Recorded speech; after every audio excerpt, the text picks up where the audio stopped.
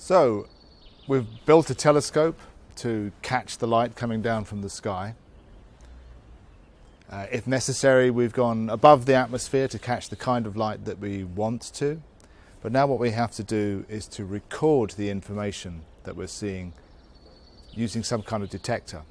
Now, a detector does four things for us. Firstly, it makes an objective record of what it is that we're seeing. The second thing is it allows us to digitize the information. Pretty pictures are all very nice, but as scientists we want numbers. The third thing is that it allows us to integrate, that is to take long exposures to gradually add up more and more light so we can see fainter and fainter objects. The final thing is perhaps the most important.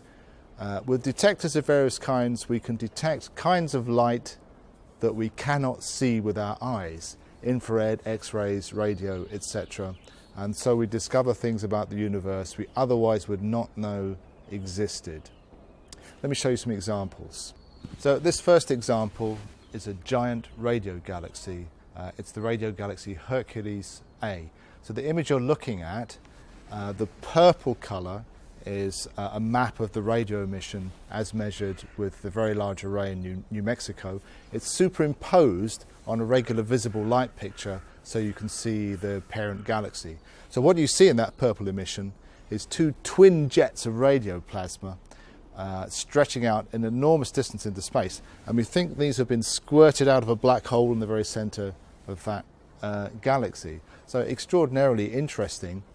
To see that radio emission, we need an antenna and a radio receiver. Otherwise, we would never have known that such extraordinary things existed. So this next example is one you've seen before. This is hot gas from the cluster of galaxies Abell 1689. So in this image you're looking at, the purple colour in this case is X-ray emission measured by the Chandra Space Observatory. And it's superimposed again on a regular visible light image taken with the Hubble Space Telescope, where you can see the galaxies in the cluster of galaxies. So what the X-ray emission is showing us is smooth emission from very hot gas. It has to be tens of millions of degrees, almost 100 million degrees, to radiate those X-rays. So once again, we need a special kind of detector. We need some substance that detects X-rays, otherwise we would not have known that gas was there. As well as being very fascinating, it's very important because from the temperature and the brightness of that X-ray gas, we can weigh the dark matter in that cluster, and it turns out to be 99% of the mass of that cluster.